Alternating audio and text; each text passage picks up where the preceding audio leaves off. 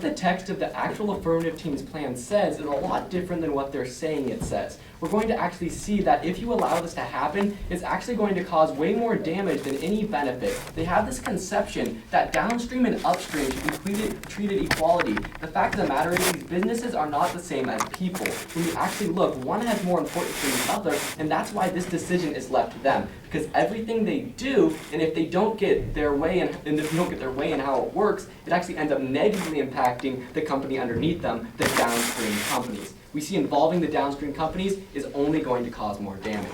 So with that said, I'm going to respond to a couple things I said in the last speech, then presenting two of my own disadvantages and pulling through the solvency. So with that said, let's go ahead and respond to the observation, the overall observation. Basically, we said that this is actually going to increase the amount of tariffs. They said it's actually going to decrease the amount of tariffs because we're misunderstanding their case. Basically, they're saying their case is that every time this upstream company wants to get a tariff, they'll go and look at the international court. Then what ends up, or this court. After they look at this court, then the smaller companies will get involved. Basically, they say the smaller companies can't come and do their own thing. It's only the bigger companies, and then the smaller company get involved. The fact of the matter is, if you look at what their mandate says, it says give legal standing to downstream industries when considering imposing anti-dumping duties on the countries. Basically, every time a duty is subjected, we give them legal standing, meaning that they could come to the court themselves to put a tariff on a certain product if they want to. This is where it stands. Their plan actually says that, and when we actually look at the plan text, it's just specifically to the legal standings. So we see that it is going to increase tariffs. My partner's points do apply. With that said, let's go ahead now and address the solvency point. They basically said, one, it's the same case, but a different side. They're basically saying that, again, the same cases are still going to be there. We're just now introducing another side. My response is the legal standing. These downstream companies can come to the court under their plan. This is how bills work. We actually look at what they say in the text, and that's how the companies determine what they say. That's how the companies go off of. If you pass this in Congress or by the president, that's exactly how it would be interpreted. As we're mimicking those, that's how we should look at it. With that said, the second idea was that of the international, the ITC decides. Let me get the abbreviation so I get this right. International Trade Commission. So they basically said the International Trade Commission will be the one who decides these cases. My first response is still have to wait. The fact of the matter is, even though they're determining the cases, they have to wait for these downstream companies to build their evidence, to come into the court and present everything they're doing. The fact of the matter is, they couldn't give me any specifics, not even a certain amount of timeline, not years, not months, not weeks. They haven't given any sort of timeline so that we actually know what's actually going to happen. We see that this process will be stalled because every single person is going to have their own opinion, so these downstream companies are going to talk among themselves for a long time. Imagine one steel industry. Imagine how many companies there are that produce cars. Oh my goodness, if every one of them had something to say, that would take, I would think, thousands of years if you really went to Ford, GMC, Infinity, every single car that uses steel, which is all of them. That completely stalls the process, and there's no way we can operate without that. With that said, this is basically 100% solvency. If they can't solve for this point, if they can't make this process not stall, that ends up basically their whole entire case can't happen because nothing would ever get done. With that said, let's go ahead and now look at the disadvantage. My partner basically was talking about this disadvantage sort of in cross-sex. He was asking them more and more specific questions about this hypothetical thing. Now we're going to look at this in not so hypothetical, but it's actually a reality. This disadvantage is upstream hurt means nothing. Upstream hurt means nothing. I'm not saying that if the upstream gets hurt, it means nothing. I'm saying if the upstream gets hurt, there is nothing. So with that said, the first subpoint under this is that the idea of downstream follows from upstream. Downstream follows from upstream. The fact of the matter is, you could not have one car company. You could get rid of Ford and you could still have a lot of car companies. The fact of the matter is, you can't get rid of the steel industry and still completely lose it. Then you can't have any of the car manufacturers underneath. If the steel industry is gone, then nobody can make cars. If one car company is gone, people can still make cars because they're still steel. The fact of the matter is, it's more important, and they're trying to say it's, in their case, that they're equal importance. The fact of the matter is, that's not how the businesses are working. The next point under this is that of steel. Steel. If we actually look at what the steel industry is doing, we see that it is actually vital, and that the steel industry could completely collapse if we had these dumping duties. This is from Forbes on June 5th, 2015. It said, quote, "A sharp increase in steel imports into the U.S. has negatively impacted the prospects of domestic steelmakers such as U.S. Steel. The company's results suffered from an increase in steel imports and subdued demand conditions."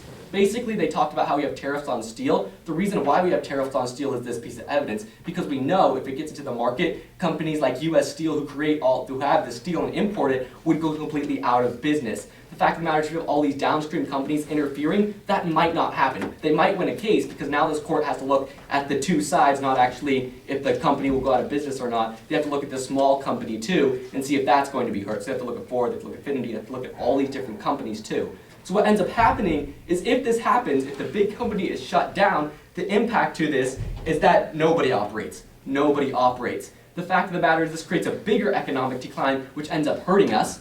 Or the next impact is that they depend on other countries. They depend on other countries. The fact of the matter is if they can't have their own companies, if they can't have getting steel from within the United States, that means they have to depend on other countries. Some of those other countries who create steel are countries like China, which leads to the third impact, which is that of manufacturing is key in war times. Manufacturing is key in war times. The fact of the matter, if you look at back in all of the wars that we've had, the state that had the best manufacturing, could create the best weapons, who could create the best supply that was happening, were the countries that actually succeeded because they had the resources, and if other countries were dependent, they could just cut those off, and then they're sitting ducks basically, and they have to be importing steel, they have to be getting it from somewhere else, and it's a scramble. We see if you have manufacturing within your own state, that actually creates a better state for yourself.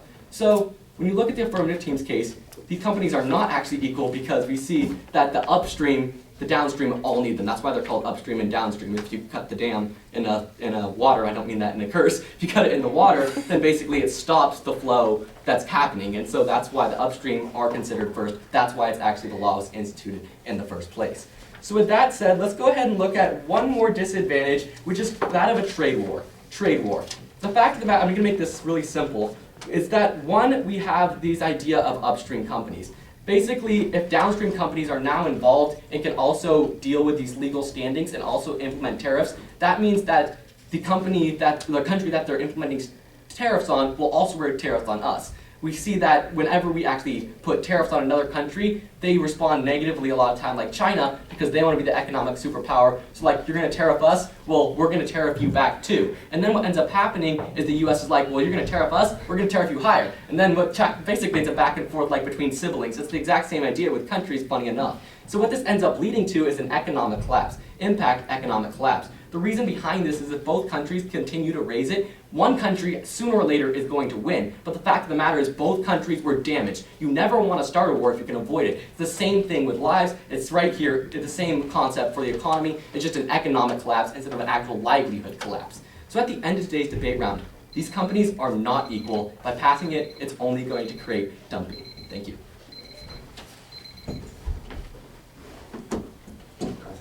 Oh, right, cross-sex. Go ahead, ask me questions, please.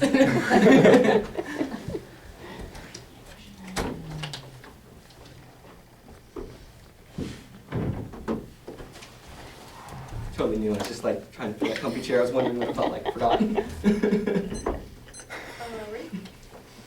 Okay.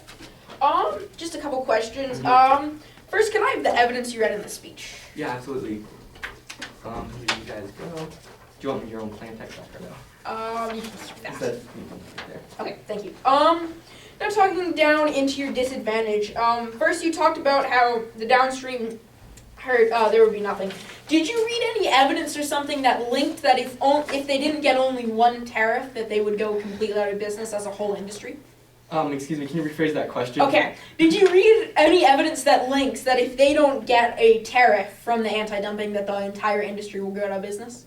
Oh, what I was talking about is that the steel, yes I did, the steel industry. I said that the steel industry will end up, the US steel would basically be destroyed because they need they have the tariff there for a reason. Like right now we have steel tariffs on, you said we had steel tariffs in your guys' 1AC basically, and then you're saying we need to get the downstream companies involved. I'm saying the upstream needs to have those steel tariffs, otherwise the industry will collapse. Alright, basically what I'm asking is, did you have anything linking that said that them not getting one anti-dumping tariff would lead to the entire collapse of the industry? Well, it is one overall because we do percentages on steel, so it's one tariff, it's classified as one tariff. It's not a bunch of different tariffs because steel is one industry, so they have one percentage for that. I don't know the exact percentage that we have tariffed, but it's one industry, so. Alright, do you know exactly how long a tariff can last?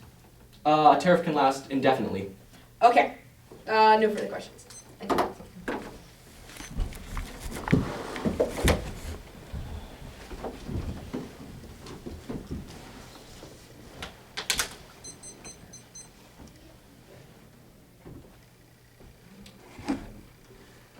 upstream companies are simply more foundational for the United States security and are needed for our safety. Before we make decisions about what to tariff and what not to tariff, we need to look at what industry can actually survive without the tariffs and what industry will be knocked out and ultimately impact the United States the most. And I believe that if we allow the downstream industries to basically stop these tariffs from being put in place, we're actually going to see the United States industries on a whole being harmed, and particularly the United States security.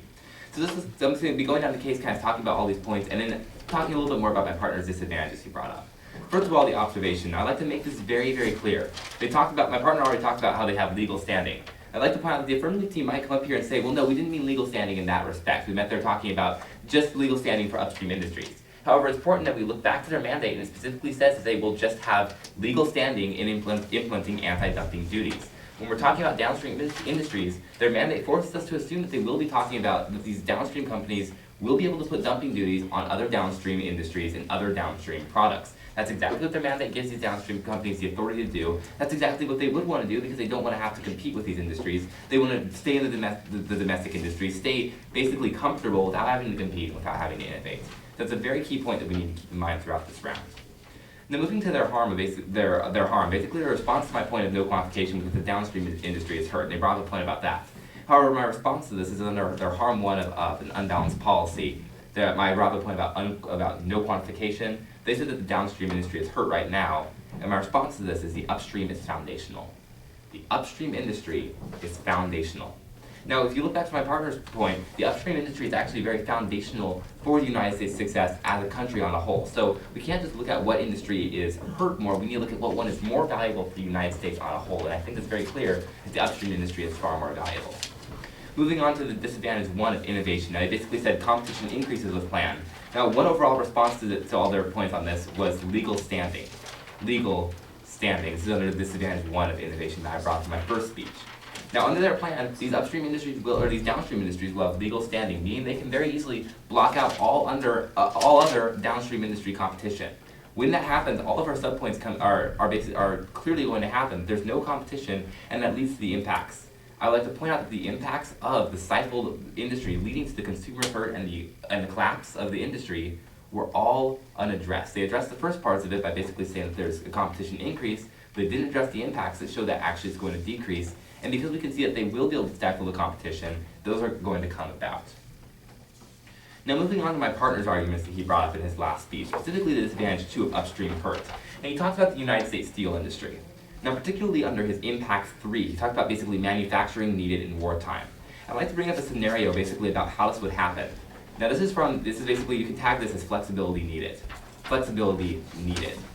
Now, according to the American Iron and Steel Institute in January of 2007, so it's a little old, but it's talking about right after 9/11, they're talking about how valuable steel is. And they said, quote, the September 11 attacks in the United States made it very clear that a strong and viable domestic steel industry will be needed to provide immediate steel industry deliveries when and where required. Consider the potential difficulties the United States would face in defending, maintaining, and rebuilding infrastructure in an environment where our nation is largely dependent on foreign steel, by becoming even more dangerously dependent upon offshore sources of steel, end quote. This is specifically under the Impact 3, talking about how this is going to harm us during wartime. What the affirmative team is allowing to happen is they're allowing for these tariffs to be removed. During 9/11, it was great that we had these tariffs in place because we had a strong steel industry and we were able to actually operate as a country and rebuild after this. Without a strong domestic steel industry, we have no guarantee of that, and as this card points out, it's actually going to harm us because we're not going to have that industry built up, and we're ultimately not going to be able to respond, impacting our national security and ultimately the safety of American citizens. We need to keep the upstream industry intact because that's why it's valuable. It's valuable to have that industry in the United States. The downstream industries can compete they can compete. Even if we completely lost the downstream industry, we'd still have the upstream industry that could actually provide for the United States and actually keep our economy going. Now moving on to disadvantage 3 of the trade war. Basically, he talked about how they're re-tariffing back and forth. I know that it might sound a little basically pitiful. It might sound extreme. However, this is how international politics work. This is how they happen. Is they will place tariffs on each other, especially if we're placing them on a downstream industry where competition is basically the only thing that should be happening. When we're infringing on the free market without reason by placing them on a downstream industry, what this is going to do is that's going to lead to a trade war. It's more likely to lead to a trade war because there's no reasoning behind it. And there's solvency, and so what we see at the end of the day is we see that the downstream industries can still compete amongst each other. They can still compete at their status quo, and we can still get the best outcome for the nation, which is competition. However, also under the status quo, the upstream industries have full authority to be able to do what's best for our national security. Thank you.